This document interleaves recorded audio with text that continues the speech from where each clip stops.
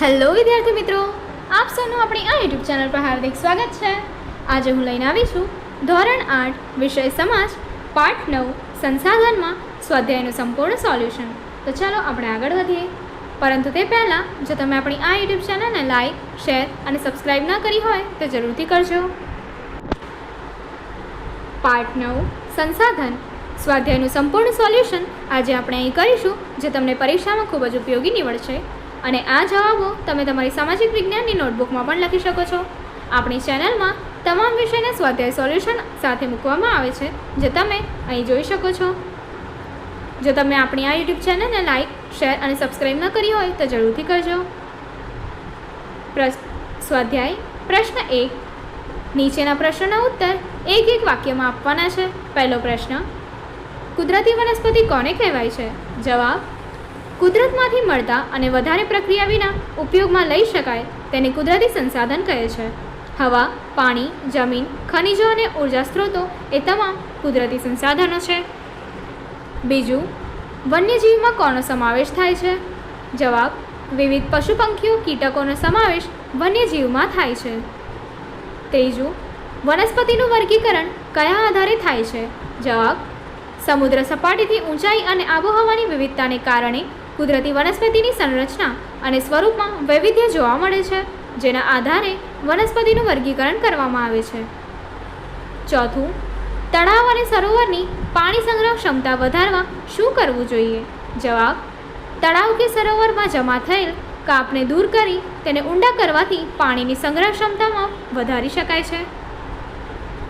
પ્રશ્ન 2, નીચેના પ્રશ્નના ઉત્તર લખો। પહેલો પ્રશ્ન, પ્રાપ્તિ સ્થાનોના આધારે સંસાધનોના પ્રકાર ટૂંકમાં વર્ણવો। પહેલું, સર્વસુલભ સંસાધન। આ પ્રકારના સંસાધન આપણને સર્વત્ર ઉપલબ્ધ હોય છે। ઉદાહરણ તરીકે, વાતાવરણમાં પ્રાપ્ત જીવસૃષ્ટિ માટે ઉપયોગી વાયુઓ, ઓક્સિજન અને નાઇટ્રોજન। બીજો, સામાન્ય સુલભ સંસાધનો। સામાન્ય રીતે આવા સંસાધનો આપણને સરળતાથી ઉપલબ્ધ હોય છે। ઉદાહરણ તરીકે, જળ અને ગોચર ભૂમિ। ત્રીજું, વિરલ સંસાધન। આ સંસાધનો આપણને મર્યાદિત સ્થાનો પરથી જ પ્રાપ્ત થતા હોય છે। ઉદાહરણ તરીકે, કોલસો, વિવિધ ધાતુઓ, ખનિજ તેલ, કુદરતી વાયુ, યુરેનિયમ। ચોથું, એકલ સંસાધન। સમગ્ર વિશ્વમાં જવલ્લે જ કે એક કે બે જગ્યાએથી જ મળી આવતા ખનિજો એટલે કે દુર્લભ સંસાધન તરીકે ઓળખાય છે। ઉદાહરણ તરીકે, યુરોપના ગ્રીનલેન્ડમાંથી પ્રાપ્ત થતું ક્રાયોલાઇટ ખનિજ। પ્રશ્ન 2, તફાવત આપો। નવીનીકરણ સંસાધન અને બિન નવીનીકરણીય સંસાધનો।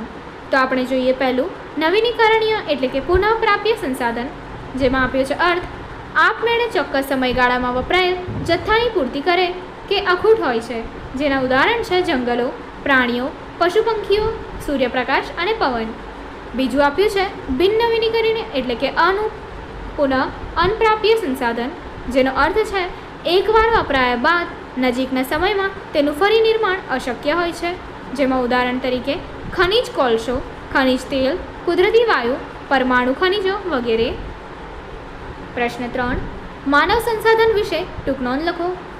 જગતમાં સંસ્કૃતિનું નિર્માણ કરનાર માનવ પોતે જ એક સશક્ત સંસાધન છે, જે કુદરતના વિવિધ તત્વોને પોતાના જ્ઞાન અને આવડત થકી સંસાધન સ્વરૂપે વાપરે છે। તે સંસાધનોને બનાવનાર અને વપરાશ કરનાર બંને છે। આ પ્રક્રિયામાં માનવ પોતાની બૌદ્ધિક ક્ષમતા મુજબ કુદરત દ્વારા પ્રાપ્ત તત્વોમાંથી ઉત્તમ તત્વો પોતે પસંદ કરે છે। આપણે કુદરતી સંપત્તિનો મહત્તમ ઉપયોગ ત્યારે જ કરી શકીએ છીએ જ્યારે આપણી પાસે તે માટેના કૌશલ્યો, આવડત, જાણકારી કે ટેકનોલોજી હોય। શિક્ષણ અને આરોગ્યની સેવાઓ દ્વારા માનવને એક વિશિષ્ટ પ્રકારનું સંસાધન બનાવે છે। માનવીની સંસાધન બનાવવાની આ પ્રક્રિયાને માનવ સંસાધન વિકાસ કહેવામાં આવે છે। ચોથું, જળ તંગી માટે જવાબદાર મુખ્ય પરિબળો કયા કયા છે? જવાબ, જળ તંગી માટે વસ્તી વિસ્ફોટ, રોકડિયા પાકોનું વધતું જતું વાવેતર, આધુનિક જીવનશૈલી, શહેરીકરણ, ઉદ્યોગો, નિર્વનીકરણ જેવા પરિબળો મુખ્યત્વે જવાબદાર છે। પાંચમું, પરિસર તંત્ર કોને કહેવાય છે?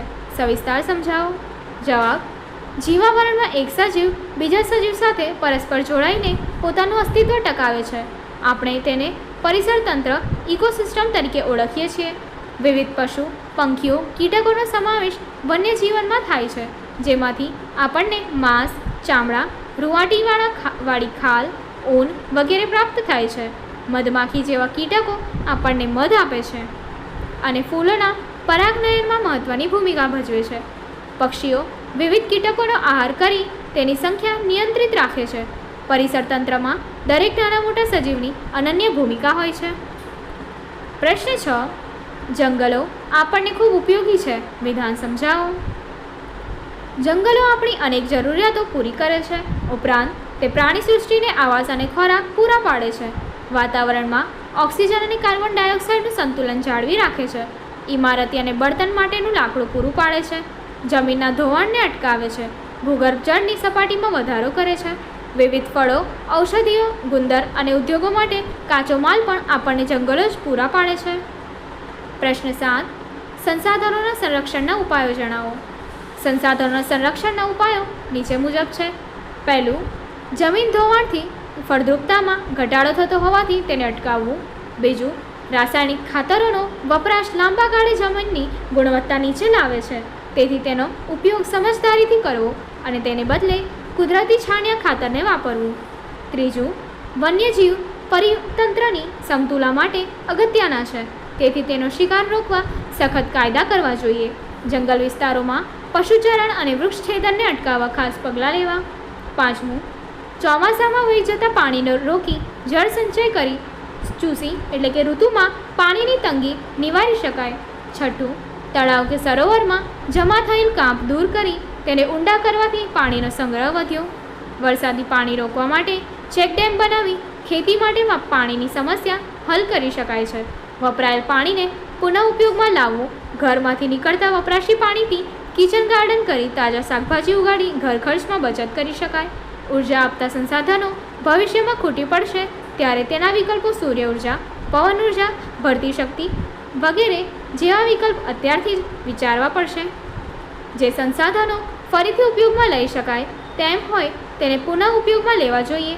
જે સંસાધનો બિનનવીનીકરણીય છે તેને સ્થાને અન્ય વિકલ્પો શોધવા જોઈએ. ભવિષ્યના સમયમાં આવનારી પેઢીઓની જરૂરિયાત માટે સંસાધનોનું સંરક્ષણ કરવું એ આપણા સૌની ફરજ છે.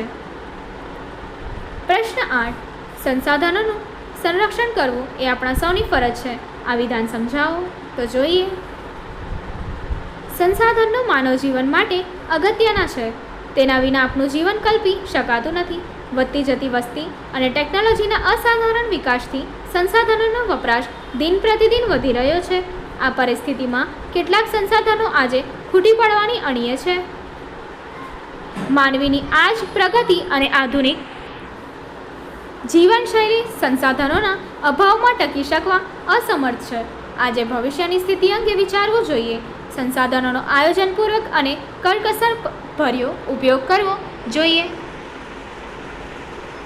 આગળ પ્રશ્ન 3.